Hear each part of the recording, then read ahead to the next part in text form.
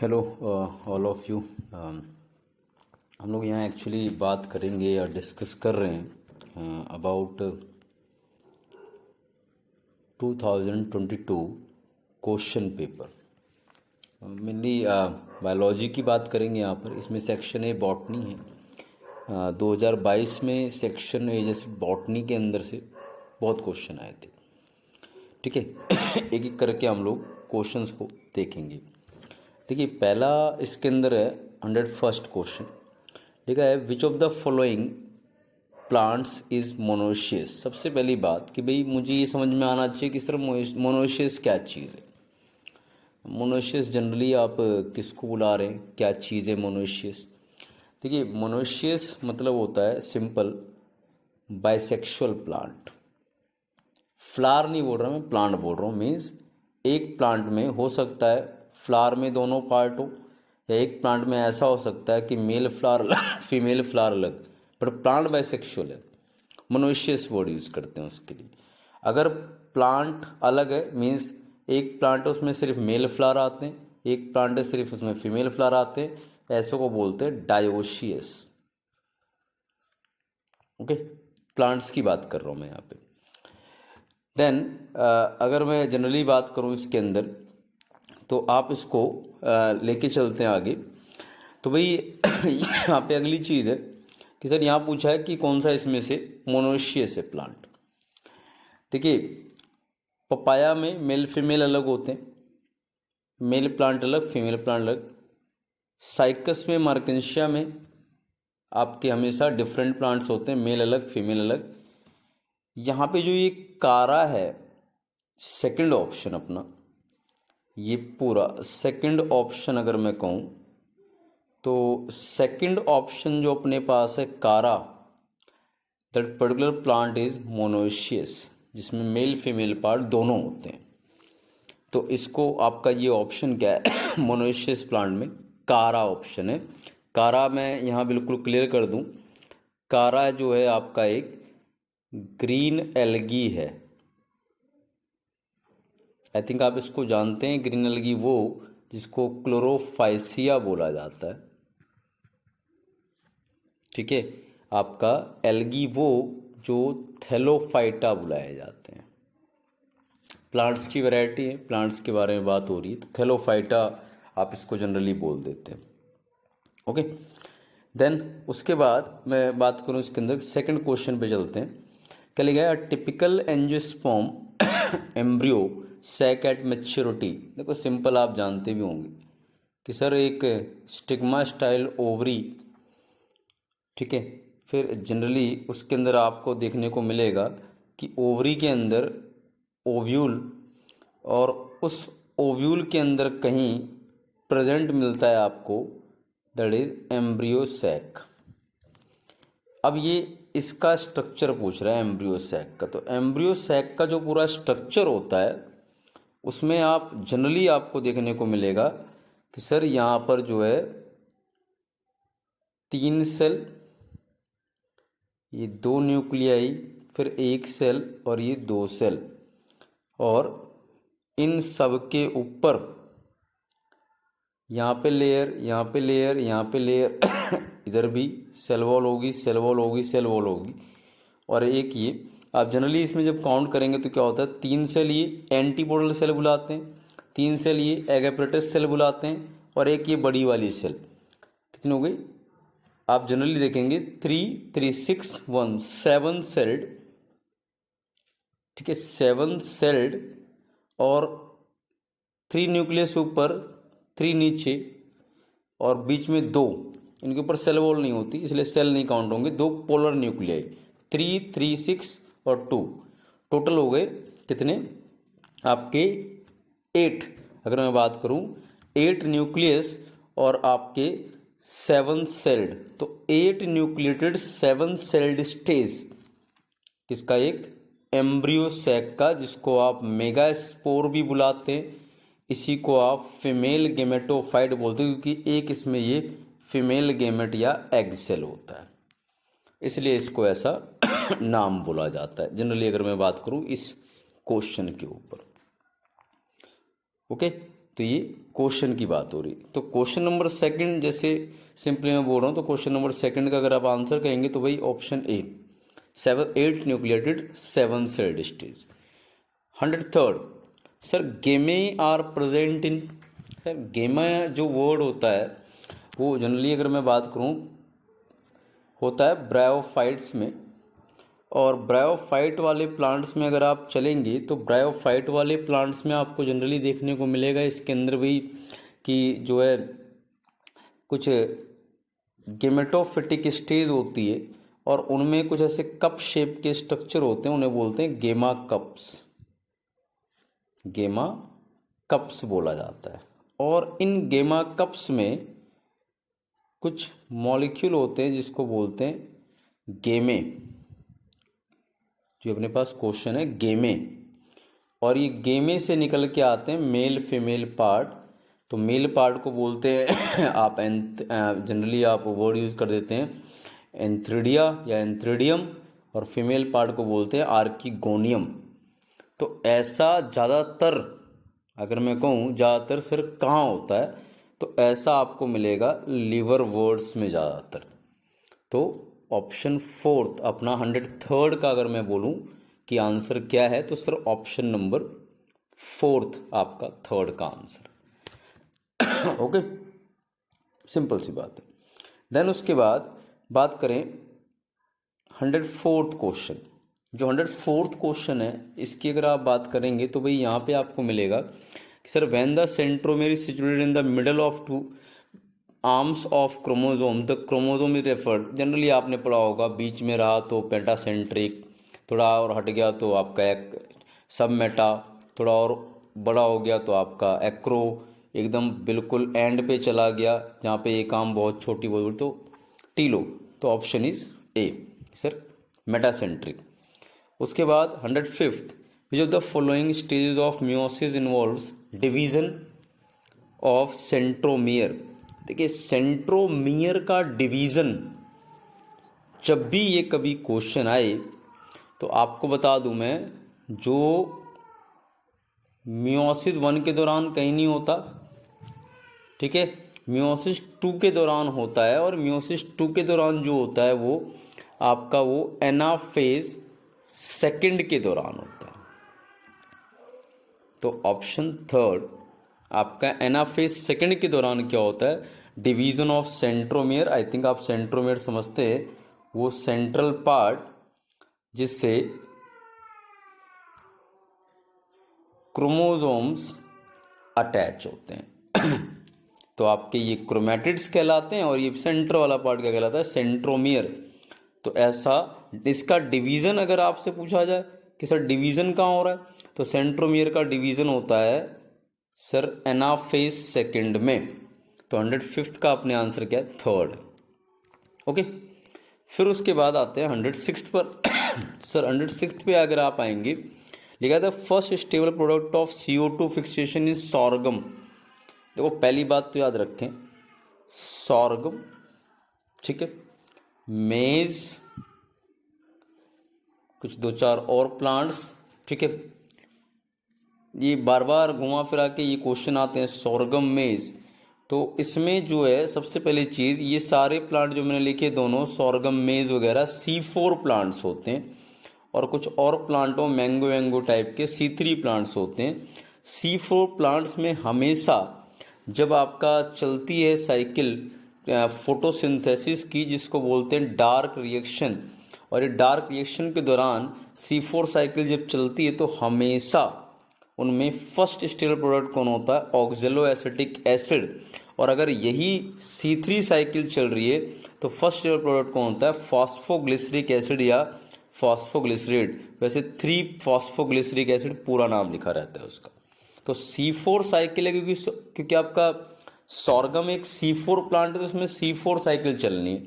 तो C4 cycle अगर है तो बेटे जनरली इसके अंदर हमें क्या मिलेगा कि सर इसका स्टेबल प्रोडक्ट कौन होगा, ऑक्जेलो acetic acid. Second option is the correct one. Okay,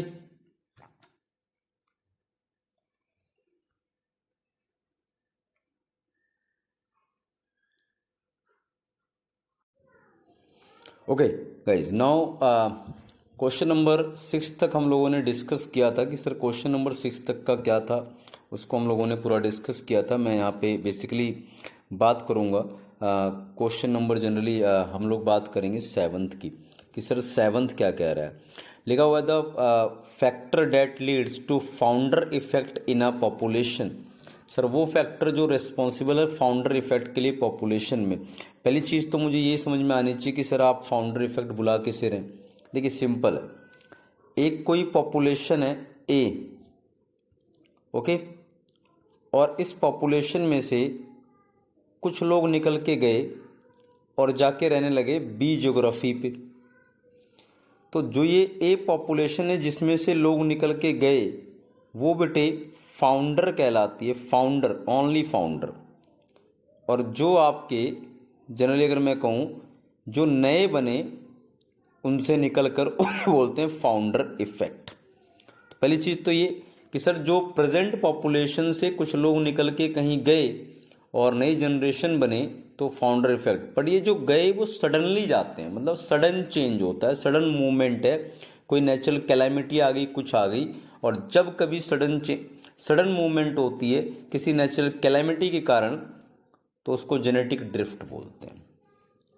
तो ऑप्शन डी 107th का option D is the correct answer. Okay, 8th की बात करते हैं। विच of the following is an incorrect statement. बात यह है which of the following is an incorrect statement, सिर्फ ये बोला है। मुझे लगता है ज़्यादा सोचना नहीं है, मैं सिर्फ पहला ऑप्शन पढ़ता हूँ। अगर फर्स्ट लिखा है mature CO2 elements possesses a conspicuous, ठीक है, न्यूक्लियस एंड यूजुअल साइटोप्लाज्म। ठीक है, मैं जनरली बोलूँ तो भाई आपके जो है CO2 एलिमेंट जो हैं सर उनमें न्यूक्लियस होता ही नहीं है। कौन है CO2 एलिमेंट? वो फ्लोएम के पार्ट हैं, फ्लोएम बंडल के 4 होते हैं CO2 एलिमेंट होते हैं, कंपेनियन सेल होते हैं, और उसके बाद फ्लोएम पैरेन्काइमा होता है, फ्लोएम आपके फाइबर्स होते हैं। 4 कंपोनेंट की बात होती है। इन चारों कंपोनेंट में अगर आप बात करेंगे कंपेनियन सेल और इसके साथ में अटैच्ड बिल्कुल होते हैं। मैं सिंपली कहूँ तो भाई इनके साथ एकदम जुड़े हुए होते हैं। आप इसको ऐसे लिख सकते हैं कि कंपेनियन सेल और इनके साथ बिल्कुल अटैच्ड होते हैं, चिपके होते हैं CO2 एलिमेंट। और कंपेनियन सेल जो होता है, companion cell has its own nucleus which is shared between या by CO2 element, but CO2 element cells do not have their own nucleus. So statement पहली ही इनकरेक्ट है कि सर मैच्योर CO2 एलिमेंट में एक न्यूक्लियस होता है, नहीं होता सर। ओके, तो 108 का ए ऑप्शन आएगा।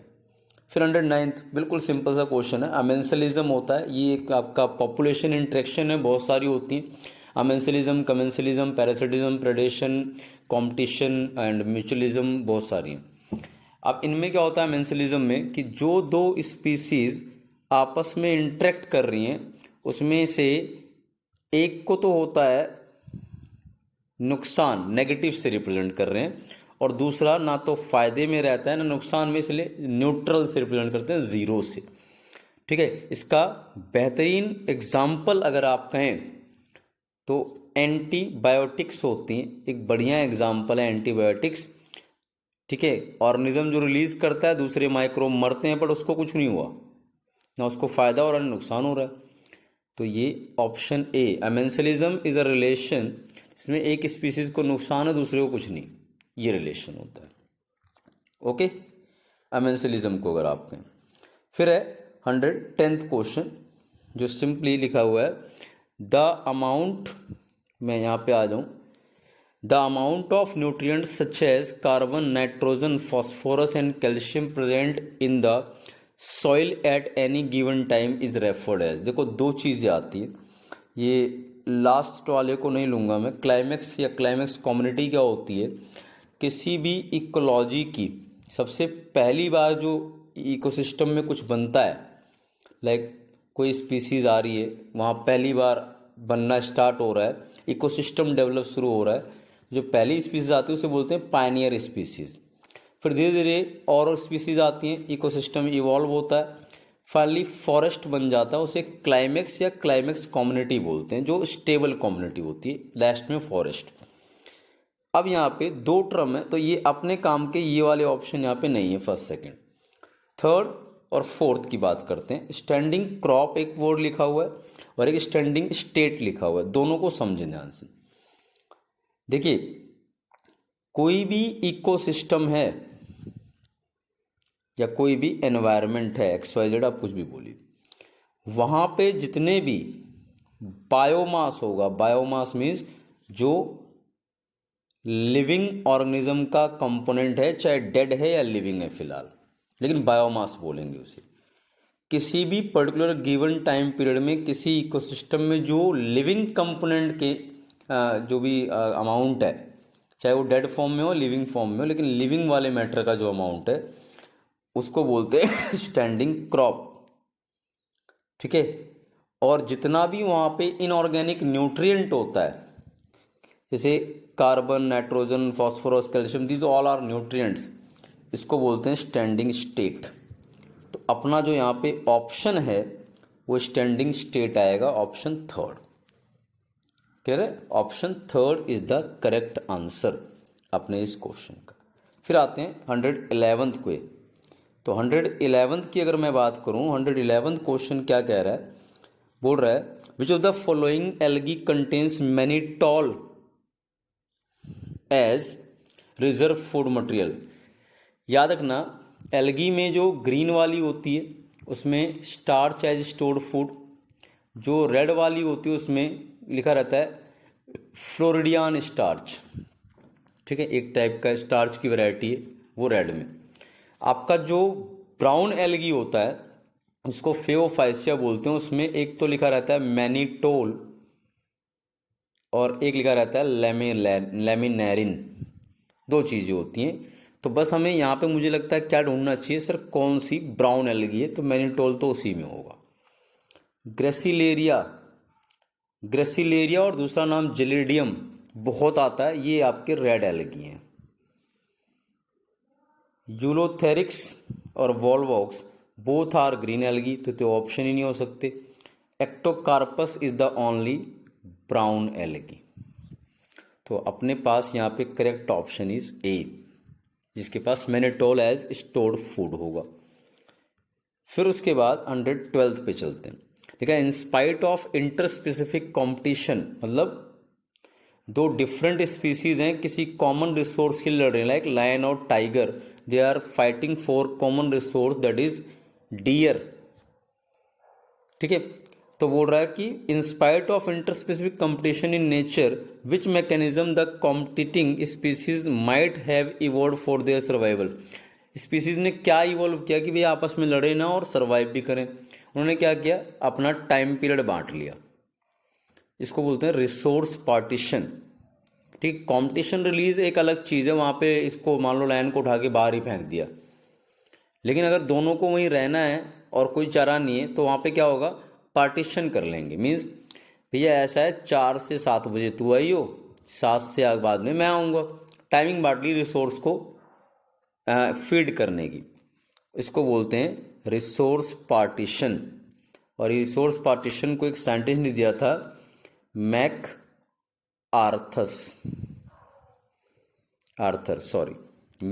MCA, ठीक है, मैक आर्थर, इस साइंटिस्ट ने टर्म दी थी रिसोर्स पार्टीशन, जिससे क्या होगा आपस में डिवाइड हो जाता है। तो ये आपका 112th का क्वेश्चन अगर मैं बोलूँ इसका आंसर, तो आपका resource partition. 113 genera like Selaginella and सल्विनिया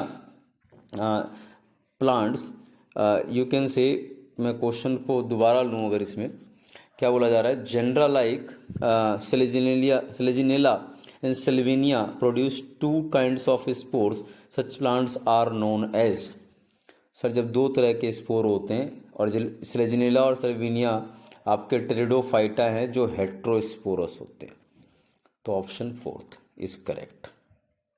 अगला 114 the site of perception of light in plants during photoperiodism is, बोल रहा भाई प्लांट की लाइट कहाँ पड़ती है फोटोपेरियोडिज्म के दौरान? सर पत्ती पर। फोटोपेरियोडिज्म क्या होता है? Sunlight requirement, duration of sunlight चाहिए फॉर फ्लावरिंग इन प्लांट। तो सनलाइट पड़ेगी लीव्स पर, लीव्स से फूड बनेगा और फूड फ्लावरिंग के लिए यूज होगा। तो लीफ वो पार्ट है जिसपे सनलाइट चाहिए होती है, पड़ती है फॉर फोटोपेरियोडिज्म। तो ऑप्शन नंबर डी।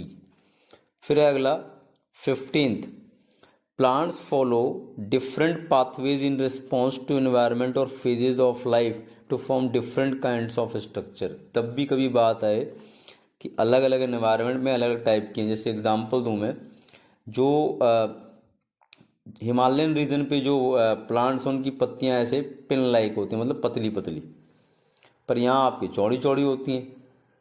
सर पत्तियों का शेप अलग है, क्यों? क्योंकि वहाँ पे जो है अलग अलग एनवायरनमेंट है। तो यही बोल रहे हैं अलग अलग एनवायरनमेंट में अलग अलग फॉर्म हो जाती है। और एक बार जो फॉर्म बन गई तो रिवर्स थोड़ी होनी है कि पत्ती जो है पतली थी वो मोटी हो जाएगी आगे, नहीं। इसको बोलते हैं प्लास्टिसिटी। एक फेनोमेना होता है कि रिवर्स नहीं होगा सर, ये प्लास्टिसिटी बोला जाता है। ओके। उसके बाद आपका एक क्वेश्चन यहाँ पे बात करेंगे 16th की।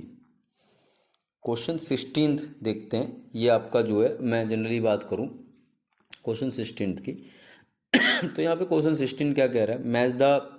Match list first with list second. Sir सबसे पहली चीज़ कुछ पॉइंट्स याद रखते हैं। ये लिखा पहले क्रिस्टा। क्रिस्टा कहाँ होता है? माइटोकॉन्ड्रिया। माइटोकॉन्ड्रिया में 2 लेयर होती हैं,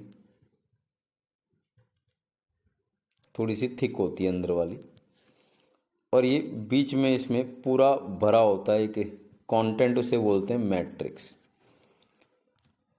ये वाली आउटर मेम्ब्रेन, ये मोटी वाली इनर मेम्ब्रेन, और ये बीच में जो ग्रीन में भरा है मैंने, उसको बोलते हैं मैट्रिक्स ऑफ माइटोकॉन्ड्रिया। सर जो इनर मेम्ब्रेन है क्रिस्टा या फोल्डिंग्स की फॉर्म में होता है, इसी को यहाँ बोला जा रहा है। तो क्रिस्टा क्या है? माइटोकॉन्ड्रिया में फोल्डिंग्स है सर, ए का थर्ड। वैसे आपका आंसर यहीं आ गया, देखिए ए का थर्ड, एक ही जगह है बस, ए का थर्ड, ए का थर्ड, बाकी और कहीं ऑप्शन में है ही नहीं। लेकिन फिर भी और क्लियर करते हैं। थाइलाकोइड क्या होता है? सर वो क्लोरोप्लास्ट में ऐसे कॉइन लाइक स्ट्रक्चर हैं जिनका बंच जो है ग्राना बनता है। तो क्या बोल रहा है? Flatten membrane sac in stroma of plastid, मतलब ऐसे फ्लैट शेप के कॉइन लाइक स्ट्रक्चर हैं प्लास्टिड के स्ट्रोमा में। ठीक है, प्लास्टिड कौन? क्लोरोप्लास्ट वाला प्लास्टिड, और उसके स्ट्रोमा में ऐसे भरे पड़े हैं। जो खाली स्पेस होता है उसे स्ट्रोमा बुलाते हैं। एक एक कॉइन को थैलेकॉइड और पूरे स्टेक को क्या बोलते हैं? ग्राना बोला जाता है। थैलेकॉइड हो गया। उसके बाद सेंट्रोमियर, सबको बताया भाई, ये क्रोमोसोम सेंट्रल पार्ट थोड़ा उभरा हुआ पार्ट होता है, इसलिए बोलते हैं कॉन्स्ट्रिक्शन।